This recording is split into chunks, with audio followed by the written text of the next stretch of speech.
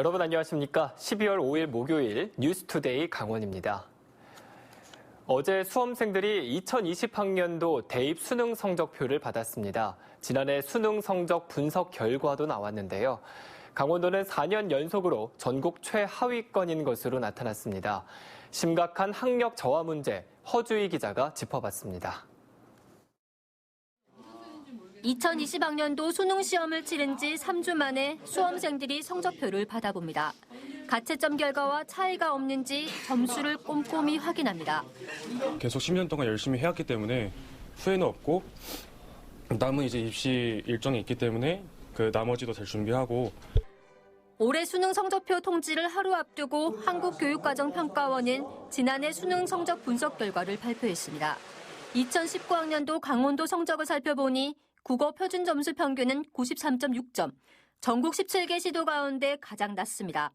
수학나도 95.8점으로 전국에서 가장 낮고 수학과는 90.4점으로 겨우 꼴찌를 면했습니다.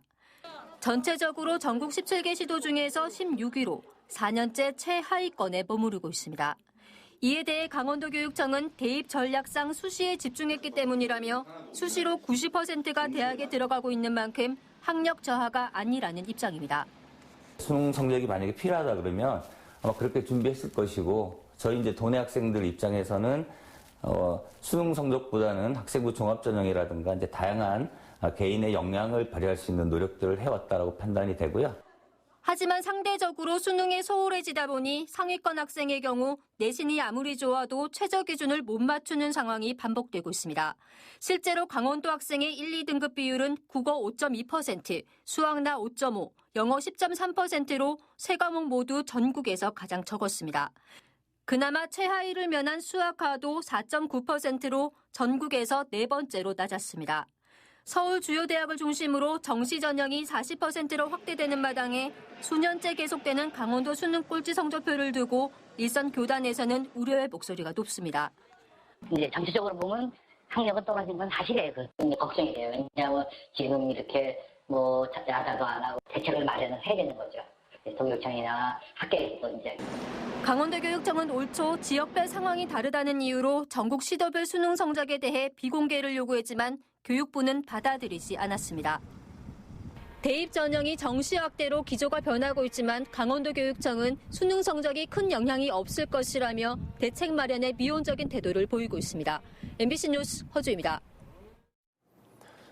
정부의 국방개혁의 직격탄을 맞은 화천과 양구, 철원 등 접경지 5개 지역 주민 천여 명이 청와대 앞에서 규탄 집회를 열었습니다. 주민들은 지역 상권 붕괴 등 생존권을 위협받고 있다며 대책 마련을 촉구하고 나섰습니다. 김상훈 기자가 취재했습니다. 일방적인 군부대 해체와 이동에 분노한 접경 지역 주민들이 상복을 입고 청와대 앞을 행진합니다. 군인들이 빠져나가면 인구 감소와 상권 붕괴가 뻔해 접경지가 죽을 수밖에 없다는 절박한 몸부림입니다. 철원과 화천, 양구와 인제, 고성 5개 접경지 주민과 상인 천여 명은 생업도 포기한 채 대책을 마련하라며 목소리를 높였습니다. 추운 날씨 속에서도 접경지 주민들은 이곳 청와대 앞에서 국방개혁 규탄과 생존권 보장을 외쳤습니다. 6천 명이라는 이 인원이 빠져나가면 거의 사내면은 경기가 침체됐다고 봅니다. 그리고 주민들도 상인들도 다 떠나려고 마음을 먹고 있는 상태입니다. 지난 8월 국방부 앞 집회에 이어 두 번째 상경 집회입니다. 주민들의 반대에도 양구 2사단 해체 등 국방개혁이 진행되자 주민들은 피해 최소화 방안을 요구하고 있습니다. 국방개혁으로서 많은 그 피해를 봤습니다. 거기에 대한 대안이 아무것도 없이 깜깜이 소식으로 아직도 있다는 부분은 정말 이 오개군 공동위원장으로서는 분노를 하지 않을 수밖에 없습니다. 접경 지역 군수들도 청와대와 국회를 찾아 지역의 요구사항을 전달했습니다. 범정부 차원의 지원 대책 수립과 접경 지역 지원 특별법의 상위법 지휘 부여, 군부대의 유휴지 무상 양해와 규제 철폐, 민간인 통제선 북상과 도심과 인접한 군사시설 이전 등입니다.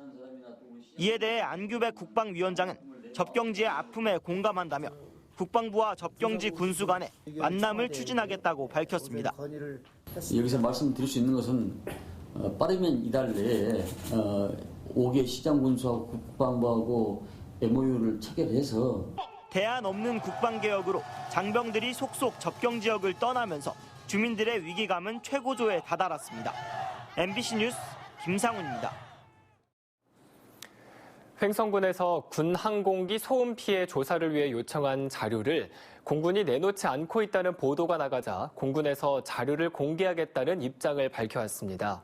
그런데 그 방법이 기가 찹니다. 권기만 기자가 보도합니다. 보안용지 출력 확인 후 회수 조치. 제8 전투비행단이 횡성군이 요청한 군 항공기 관련 자료를 공개하는 데 덧붙인 조건입니다. 보안을 이유로 촬영, 복사, 기록도 할 수 없다는 겁니다. 항공기 정보와 비행 대수, 이착륙 현황, 훈련 정보, 비행 경로 등 방대한 양의 자료를 이 같은 방식으로 공개한다는 것은 사실상 공개를 거부한 것과 마찬가지라는 게 횡성군의 주장입니다. 지역의 소음 피해 조사를 공군이 방해하고 있다고 보고 있습니다. 이번 소음 측정을 계기로 해서 피해를 입고 있는 것을 실질적으로 파악을 하고 또 앞으로 횡성군의 그 소음 피해 대책의 장기적인 정책 수립하는 데 목적으로 이걸 시작을 했는데 그렇게 됐을 때 군에서 도움이 없다라면 군 소음법 시행을 앞두고 관련 보상의 근거가 되는 소음 측정의 주도권을 군이 선점하려는 것 아니냐는 해석도 나오고 있습니다. 8 전비는 요청된 자료에 군 작전과 훈련에 직결된 정보들이 포함돼 보안상 어쩔 수 없는 조치라고 밝혔습니다. 횡성군은 보안상 문제가 되는 부분은 삭제하고 일반적인 방식으로 자료를 공개하라고 공군에 다시 요청한 상태입니다. MBC 뉴스 권기만입니다. 자동차세와 과태료 등을 상습적으로 내지 않은 차량에 대해 시군 합동 단속이 펼쳐졌습니다.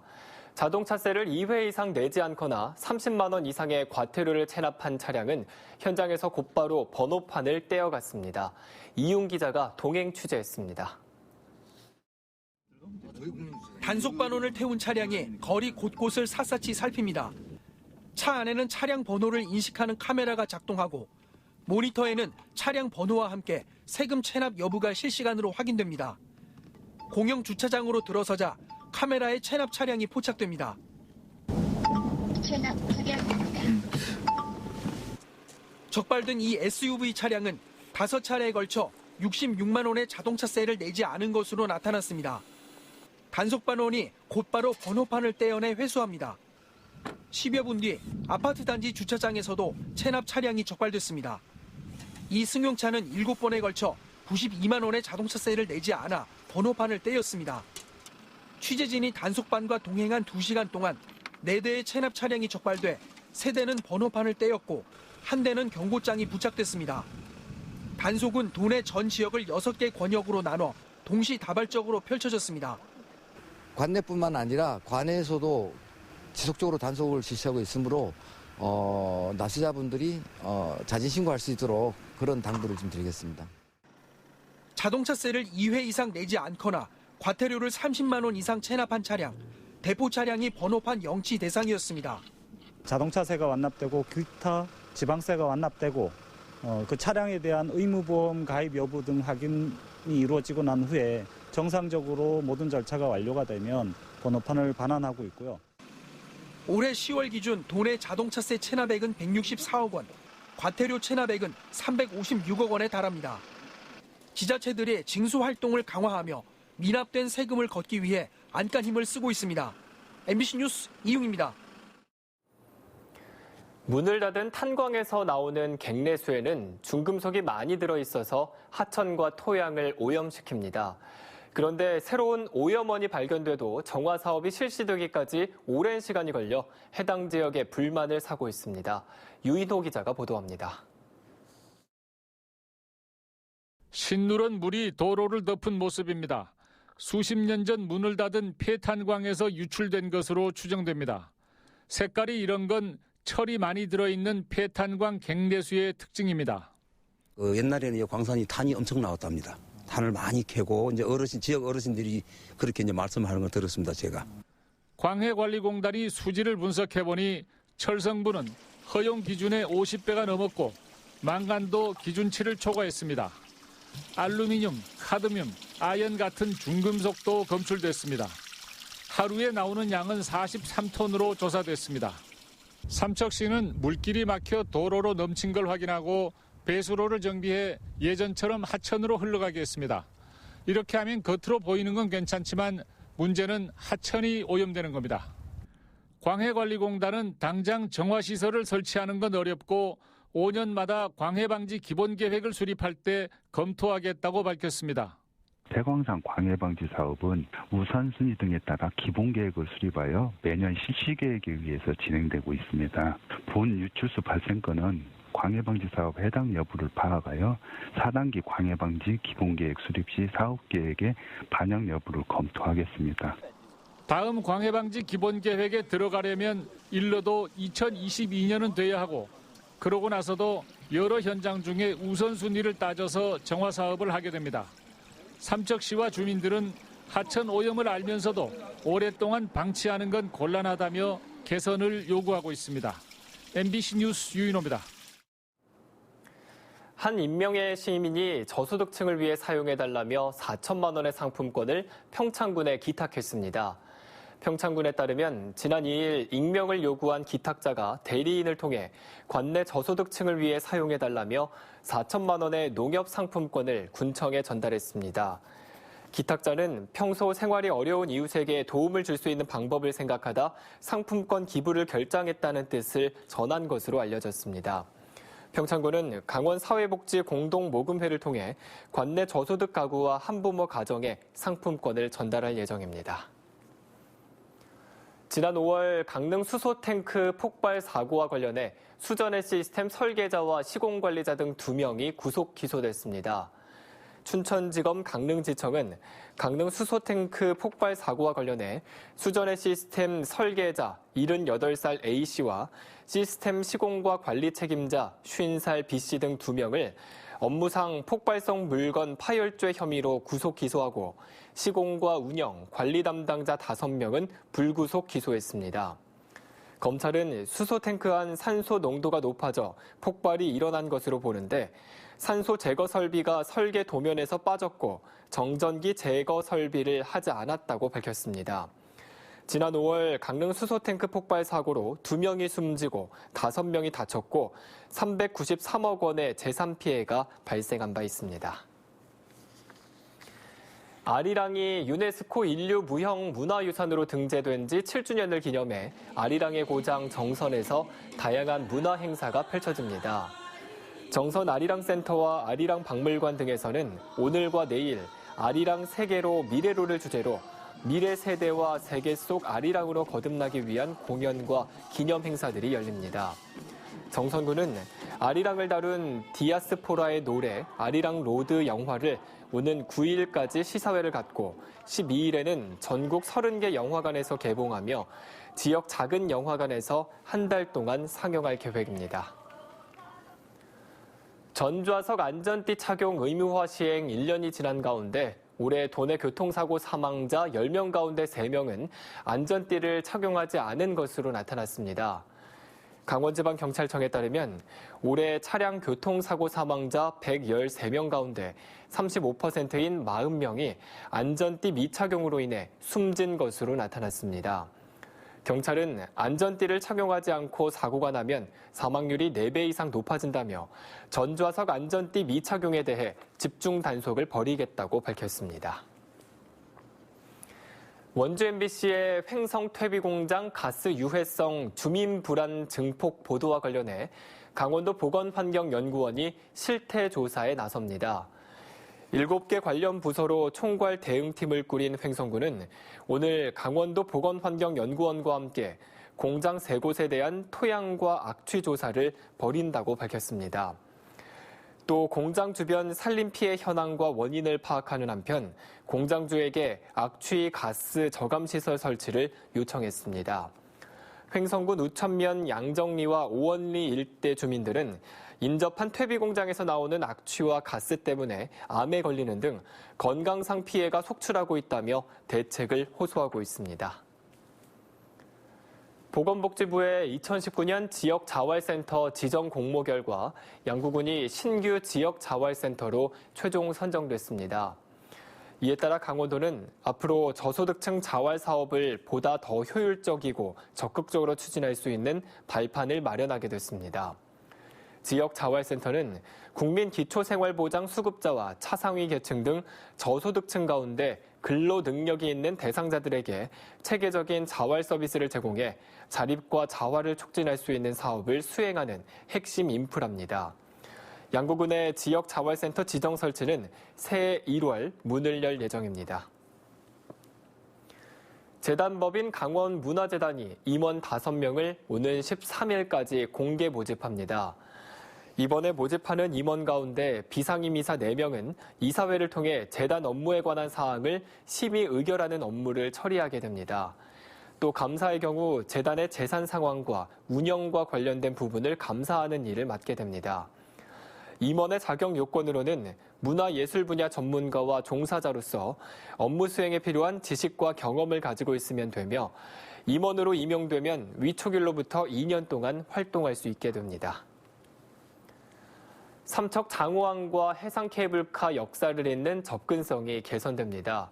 삼척시는 장호항과 해상 케이블카를 찾는 관광객들의 접근 편의를 위해 4층 건물 높이의 엘리베이터와 산책로 120m를 설치하기로 했습니다. 15억 8천만 원을 투자하는 이 사업을 내년에 완료하면 케이블카 관광객을 장호항으로 유치하는 데 도움이 될 것으로 삼척시는 기대하고 있습니다.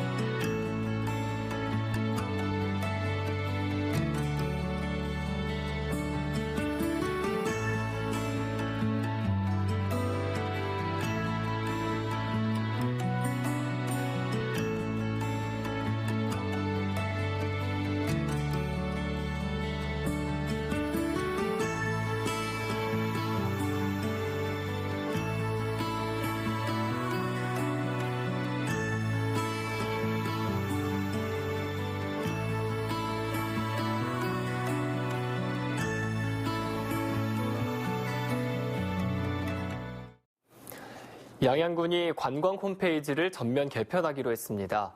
양양군은 모두 1억 3천여만 원을 들여 관광 정보의 경쟁력을 확보하고 사용자들이 쉽게 접근할 수 있도록 관광 홈페이지를 전면 개편하고 오는 23일부터 새 홈페이지를 운영합니다.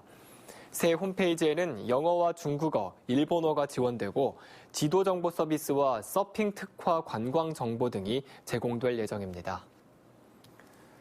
춘천 시민사회단체 네트워크가 춘천 지역의 주차장 설치 기준 강화를 환영하고 나섰습니다. 네트워크는 지난 2015년 9대 시의회 때 일부 의원들이 기존 주차장 설치 기준을 완화해줘 시민들은 불편을 겪었고 아파트와 원룸 건축주만 이득을 봤다고 주장했습니다. 하지만 이번에 시의회에서 주차장 설치 기준 강화 조례가 관련 위원회를 통과하면서 지난 잘못을 바로잡게 됐다며 춘천시와 시의회의 결정을 적극 환영한다고 밝혔습니다. 이상으로 뉴스투데이 강원을 마칩니다. 고맙습니다.